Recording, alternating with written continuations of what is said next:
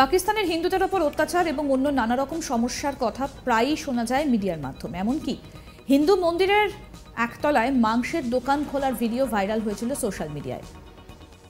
এই পরিস্থিতিতে ভারতের একজন প্রাক্তন আইপিএস অফিসারের বিস্ফোরক মন্তব্য ঘিরে রীতিমতো শোরগোল পড়ে গিয়েছে গোটা দেশে। অবসরপ্রাপ্ত আইপিএস অফিসার জুলিও রিবেইরো গোয়ায় একটা অনুষ্ঠানে দাবি করেছেন, ভারতের সংখ্যালঘুদের অবস্থাও খুব শিগগিরই পাকিস্তানের হিন্দুদের মতো হবে। পাকিস্তানের মতো পরিস্থিতির মুখোমুখি হতে পারেন দেশের সংখ্যালঘুরা। প্রাক্তন আইপিএস জুলিও রিবেইরোর এই মন্তব্যের পরই দেশ জুড়ে রীতিমতো শোরগোল পড়ে গিয়েছে। ইন্ডিয়ান এক্সপ্রেসের 28 ডিসেম্বরের খবর অনুযায়ী গোয়ায় নিজের লেখা একটা বই প্রকাশ অনুষ্ঠানে এসেছিলেন রিবেইরো। সেখানেই এই মন্তব্য করেন তিনি। রিবেইরোর মতে, পাকিস্তানে হিন্দু এবং খ্রিস্টানরা দ্বিতীয় শ্রেণীর নাগরিক হিসেবে মর্যাদা পেয়ে থাকেন। ভারতেও খ্রিস্টান সহ অন্য সংখ্যালঘুর অবস্থা পাকিস্তানের মতো হতে পারে বলে উদ্বেগ প্রকাশ করেছেন পদ্ম সম্মান প্রাপক অবসরপ্রাপ্ত এই আইপিএস।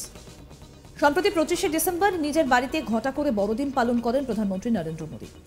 অনুষ্ঠানে হাজির ছিলেন অনেক খ্রিস্টান ধর্মাবলম্বী মানুষ। অনুষ্ঠানে বক্তব্য রাখতে গিয়ে প্রধানমন্ত্রী যীশু খ্রিস্টের আদর্শের গুরুত্বের কথা তুলে ধরেছিলেন, আর সেই সঙ্গে ভারতের খ্রিস্টান সংগঠনগুলির মানব কল্যাণের কাজেরও প্রশংসা করেছিলেন।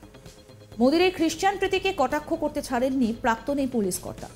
তার মতে, সবটাই 2024-এর লোকসভা ভোটকে সামনে রেখে এসব করা। আর এই প্রসঙ্গে বলতে গিয়ে জুলিও রিবেইরো কেরালার চার্চগুলিতে হামলার ঘটনার কথা তুলে ধরেছেন। সেই সঙ্গে চার্চের ফাদারদের যেভাবে হেনস্থা করা হয়েছিল তারও তিনি নিন্দা করেছেন। ঘটনার নিন্দা করে সেই সময় মোদী সরকার কোনো ব্যবস্থা নেয়নি বলেও জানান তিনি। তবে এখনই ভারতের জম্মু ও কাশ্মীরের অবস্থা গাজার মতো হবার কোনো পরিস্থিতি তৈরি হয়নি বলেই মনে করেন এই প্রাক্তন পুলিশ কর্তা।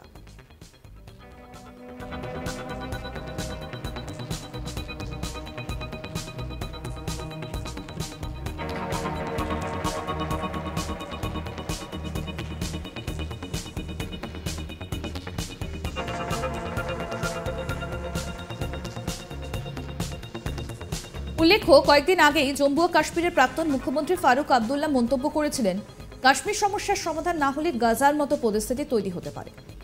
ফারুকের সঙ্গে একমত হতে পারেননি রিবেইরো। গাজার মতো যুদ্ধ পরিস্থিতি হবার সম্ভাবনা নেই বলেই জানিয়েছেন তিনি। ইন্ডিয়ান এক্সপ্রেসের খবর অনুযায়ী যদিও পুলিশি ব্যবস্থা ঢেলে সাজানোর প্রয়োজন রয়েছে বলেই মনে করেন এই প্রাক্তন পুলিশ কর্তা। তার মতে, এখন সরকারের নিয়ন্ত্রণাধীন পুলিশের রাজনীতিকরণ নিয়ে কংগ্রেস ও বিজেপি দুই দলকেই নিশানা করেছেন অবসরপ্রাপ্ত আইপিএস। দেশের সাধারণ মানুষ যাতে পুলিশের কাছে গিয়ে উপকৃত হন সেদিকে লক্ষ্য রাখার দিকে পুলিশ কর্তাদের কাছে আবেদন জানিয়েছেন তিনি। একই সঙ্গে তিনি স্পষ্ট জানিয়ে দিয়েছেন, এখনকার পরিস্থিতি থাকলে তিনি অন্তত তার সময়ে কাজ করতে পারতেন না।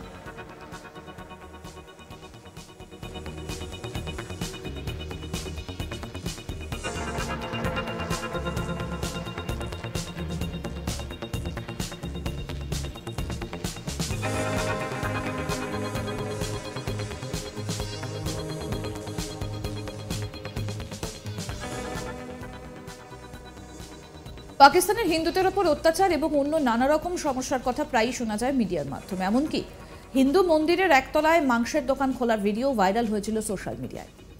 এই পরিস্থিতিতে ভারতের একজন প্রাক্তন আইপিএস অফিসারের বিস্ফোরক মন্তব্য ঘিরে রীতিমতো শোরগোল পড়ে গিয়েছে গোটা দেশে। অবসরপ্রাপ্ত আইপিএস অফিসার জুলিও রিবেইরো গোয়ায় একটা অনুষ্ঠানে দাবি করেছেন, ভারতের সংখ্যালঘুদের অবস্থাও খুব শিগগিরই পাকিস্তানের হিন্দুদের মতো হবে। পাকিস্তানের মতো পরিস্থিতির মুখোমুখি হতে পারেন দেশের সংখ্যালঘুরা। প্রাক্তন আইপিএস জুলিও রিবেইরোর এই মন্তব্যের পরই দেশ জুড়ে রীতিমতো শোরগোল পড়ে গিয়েছে। ইন্ডিয়ান এক্সপ্রেসের 28 ডিসেম্বরের খবর অনুযায়ী গোয়ায় নিজের লেখা একটা বই প্রকাশ অনুষ্ঠানে এসেছিলেন রিবেইরো। সেখানেই এই মন্তব্য করেন তিনি। রিবেইরোর মতে, পাকিস্তানে হিন্দু এবং খ্রিস্টানরা দ্বিতীয় শ্রেণীর নাগরিক হিসেবে মর্যাদা পেয়ে থাকেন। ভারতেও খ্রিস্টান সহ অন্য সংখ্যালঘুদের অবস্থা পাকিস্তানের মতো হতে পারে বলে উদ্বেগ প্রকাশ করেছেন পদ্ম সম্মান প্রাপক অবসরপ্রাপ্ত এই আইপিএস। সম্প্রতি 25 ডিসেম্বর নিজের বাড়িতে ঘটা করে বড়দিন পালন করেন প্রধানমন্ত্রী নরেন্দ্র মোদী।